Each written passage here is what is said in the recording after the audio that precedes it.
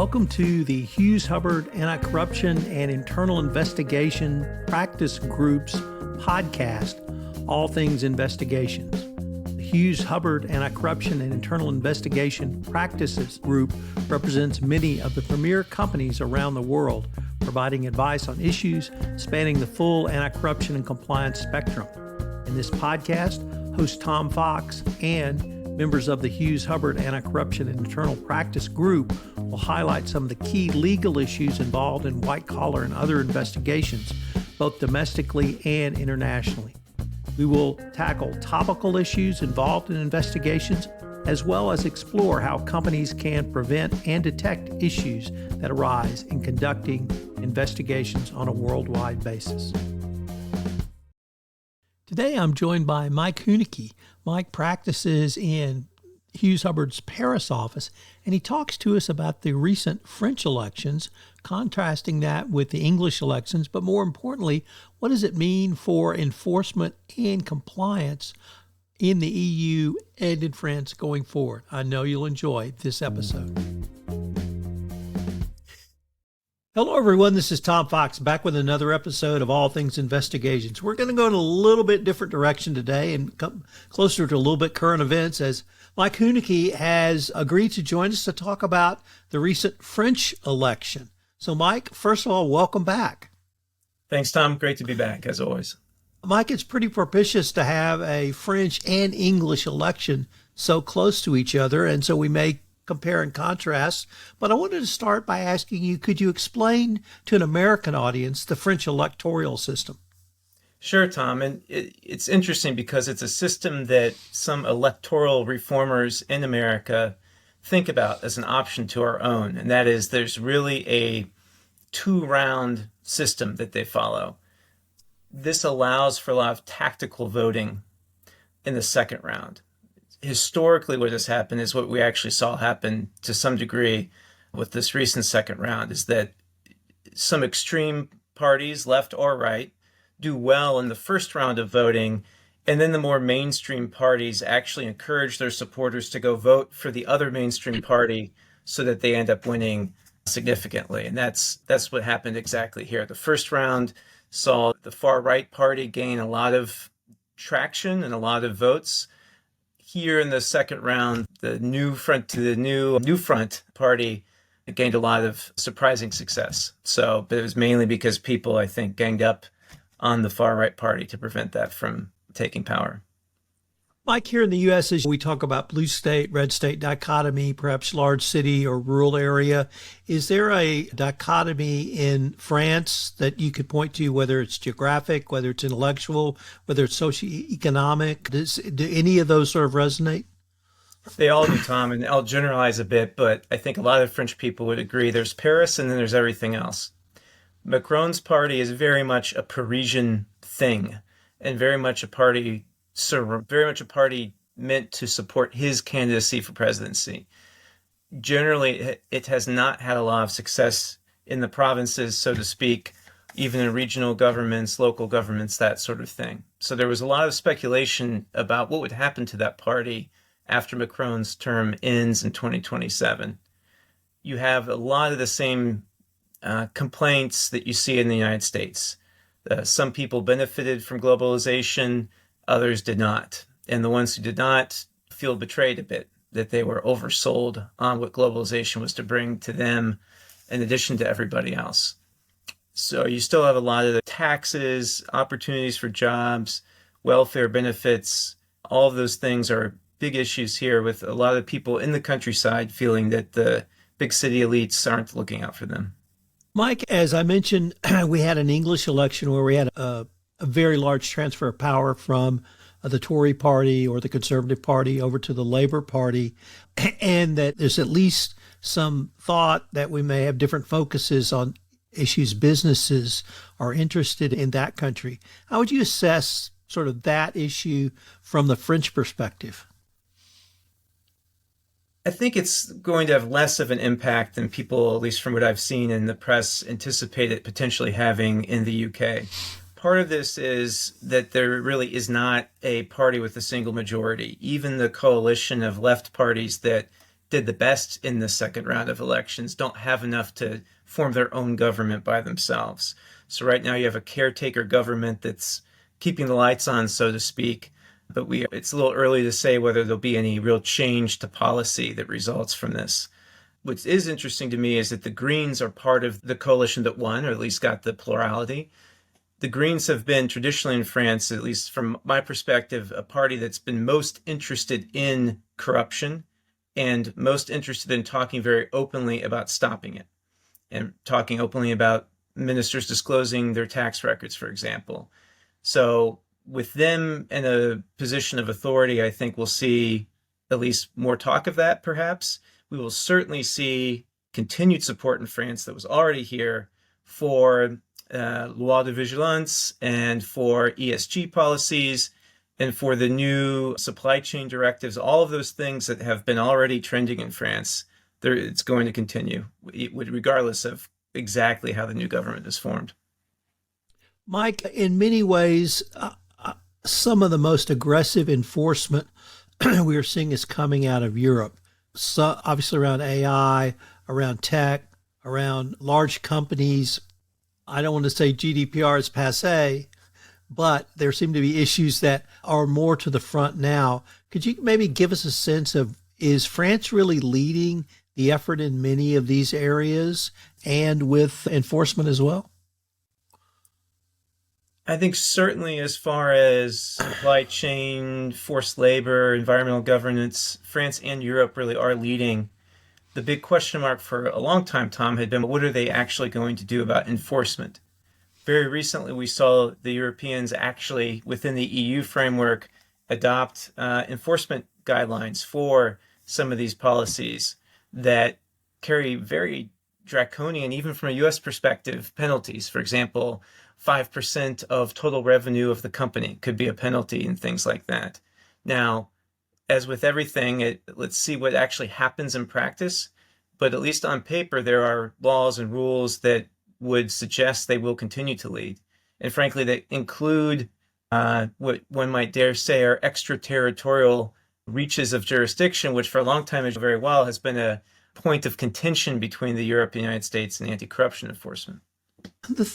In watching the allegations made against Microsoft, Apple, and the major tech companies in the United States, Mike, I'm beginning to get a sense that Europe thinks these companies are just too big.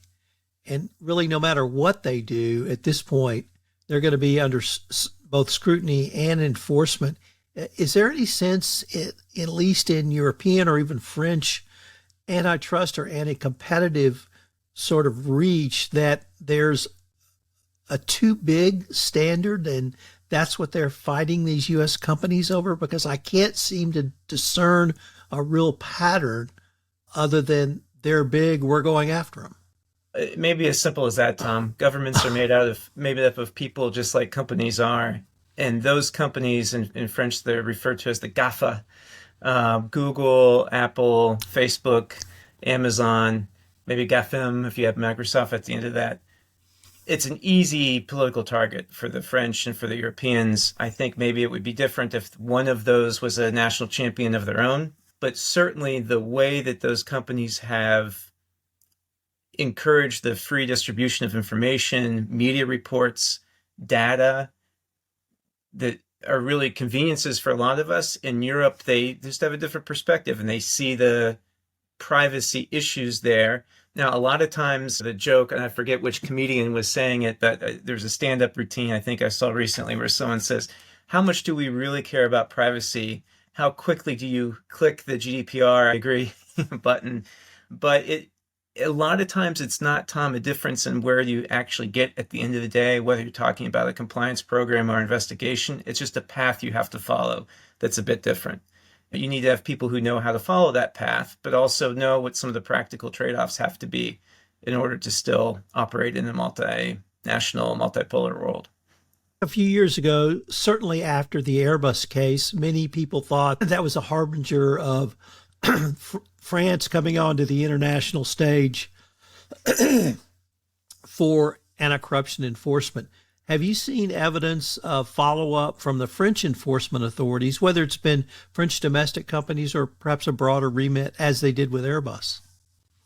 It's a very interesting question, Tom. And we were deeply involved in the Airbus case. Certainly in that case, and we, with other firms, saw a very aggressive, a very assertive Parquet National Financier here who seemed to be about to embark, like the DOJ would have, on an industry sweep. Whether they've done so quietly, I can't say, but certainly there's been very little publicly. There's been a few cases here and there, some related to corruption, some related to tax, nothing that's really garnered the same level of attention, certainly nothing that's approached the same level of fines.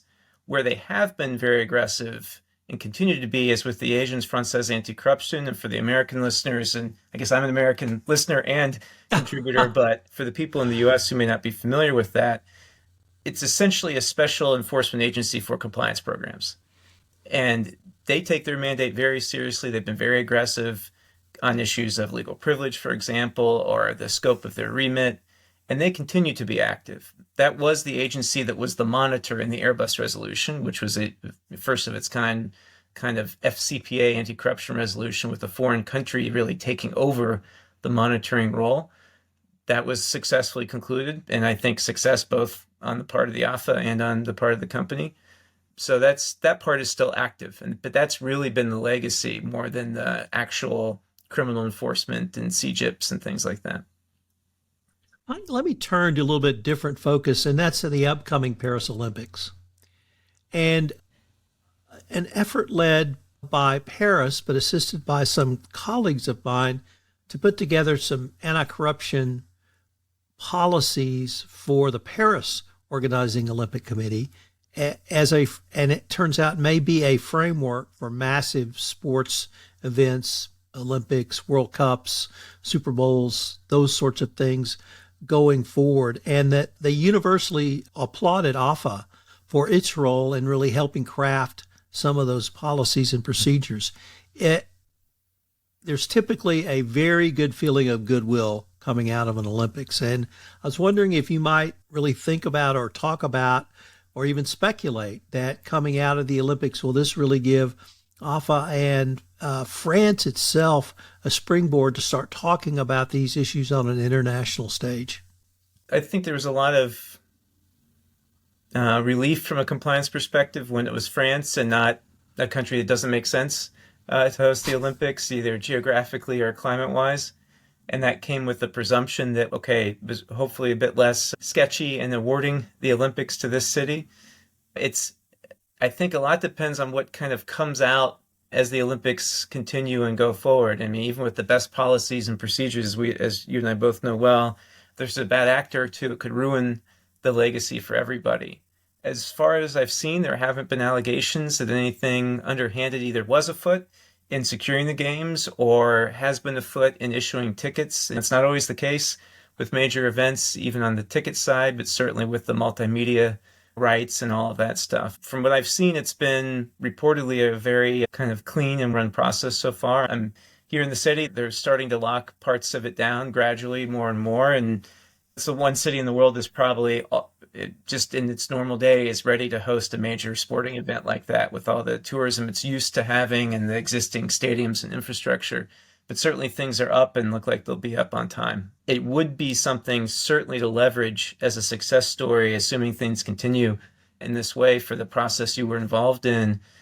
Certainly, even if it's kind of the type of corruption that sometimes doesn't hold up in court. Not every one of the FIFA people involved ended up having their convictions upheld, right? But it still taints the games and the free spirit of the competition when you have problems like that. And it's certainly in the interest of the host city and the organizers to do exactly like they did here. I was really struck by a remark you made a little bit earlier, Mike, which was, in many ways, it may be a different process to get through a data privacy issue in France or the EU. And it's just sort of through that process. Does that process that the steps you have to take really still include if you have to do a corruption investigation where you have to either explain to the Department of Justice, we can't get this, or more importantly, figure out a way to get the information somehow without violating French law. Is that something that you still counsel companies around? We do, Tom. We do see, frankly, a more and more sophistication within the companies themselves. For the types of multinationals we usually work with, it's rare that we walk in the door and they haven't already thought, at least in big picture terms, about how this would work or what systems they have or don't have. Usually, in my experience these days, the preservation question is easy, that doesn't really create issues. Otherwise, you go through a discussion with now increasingly more and more experienced data privacy officer about, okay, what's the purpose? There are lots of legitimate purposes, particularly when you're talking about corporate devices for pulling and reviewing data. Some things need to be voluntary, particularly if you're just a private company. And so there are instances where you may need to ask very nicely and hope people give it to you, or at least hope that somebody on one side or the other of the transmission gives it to you. So, for example, like if we were able to voluntarily receive a mobile phone and we wanted to look at the ephemeral messaging apps on, that would be a potential hindrance. And that would be the type of thing that I would expect the DOJ not to be surprised by, at least if we ask, document really the reasons why there's some limitations and show best efforts otherwise, particularly if we can at least preserve it, even if we can't look at it. I think that's tended to work. Mike, one of the big issues from the U.S. regulatory aspect has been ephemeral messaging or instant communications. So communications compliance has really taken a step to the fore. In some countries, it is just, I don't want to say business tradition, but just the way you do business is through an instant messaging app. And there's no nefariousness intended, even if the result might look that way. Is that true in France, or is France a little more email or other type of communication, which is traditional and can be sort of tied down? Or how does that shake out for clients in France?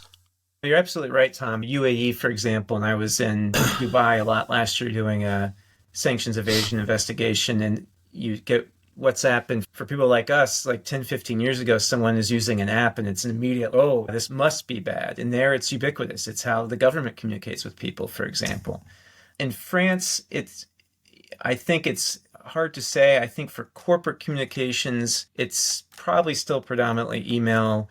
We see more Teams chats, but still within the corporate system. And so it is still a little bit more unusual to see kind of business being conducted via, say, WhatsApp, Signal, what have you, except when those people are stationed overseas, then they tend to adopt the habits of wherever they are. What we sometimes see is that people can't resist the urge to then take the WhatsApp and then paste it into an email anyway. And then that helps us with the data privacy issues as well, as far as justifying the legitimate need to look at it. So I'd say France is more like the US, where that's still a little bit unusual compared to email. And it's a little more noteworthy when business is being discussed that way. But you do have to have that open-mindedness that it's not as inherently suspicious or nefarious as it used to be.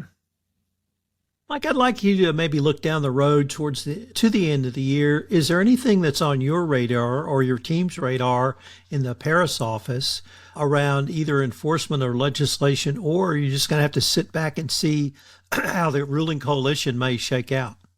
So in France, I mean, it's the president is the one to reach out and ask a party or group of parties to try to nominate a prime minister and form a government. And whether Macron will actually ask the plurality that or not is still, as of today, at least a debate in the media. So I'm not quite sure what's going to happen there. So I really don't think there'll be a lot of new developments in France. What we are watching with a lot of interest are the new European directives about the enforcement of sanctions evasion and export controls evasion. That's new, and that's really significant. And that's happening regardless of whether France forms a government or not. And in that space, what's particularly interesting, and my colleague Jan Dunawazowicz is very close to these processes and understands the whys and why nots that goes into the making the sausage, so to speak, on the political side. But it appears to adopt what you and I might call a high probability standard of enforcement, and maybe even something easier to prove than that, depending on how you read the language. So it could be another example of convergence in practice between the U.S. and the EU, or in this case, even in words. It reminds me of when the Bribery Act came out in the UK and everyone wanted to know, well, how can you possibly comply with both? They approach the problem from different angles. In the matter of practice, in that case, it was you have to do risk-based due diligence and you have to be able to defend it. And I think that's the future, and not too distant future, in both the US and Europe on sanctions and export controls. You're going to have to look at what just doesn't smell right. A 1,000% increase in sales to Kazakhstan is not because there's a home appliance boom. And the Seychelles are not going to space, right? There's a reason the chips are going there, but it's not a good one, just on its face. And I think people could actually use less resources and be more efficient looking for those big picture sanctions and export controls issue than trying to do massive multi-year look-backs, all their licenses and all that stuff. So, no, that's an excellent point, and maybe we can actually expand on that and make that into an entire podcast, because I don't think in either a risk matrix or a risk-based approach, many compliance professionals are thinking in that method, and that seems to me to be a very forward, proactive, preventative way to think about it. Yeah, absolutely. Okay, probably a series of podcasts on that. Mike, I wanted to thank you again for taking the time to visit with me. These series of elections are just fascinating, certainly to me, and I think to many in the compliance community. So thank you for taking the time to share your thoughts with us. You're most welcome, Tom. Looking forward to the next one. This is Tom Fox again. Thank you so much for listening to this part 2 of this special 2-part podcast series where we looked at economic sanctions and trade controls in the EU and from the European perspective. I hope you will join us again for our next episode of All Things Investigations, and that you will subscribe, rate, and review wherever great podcasts are listened to. The award-winning All Things Investigations is a production of the Compliance Podcast Network.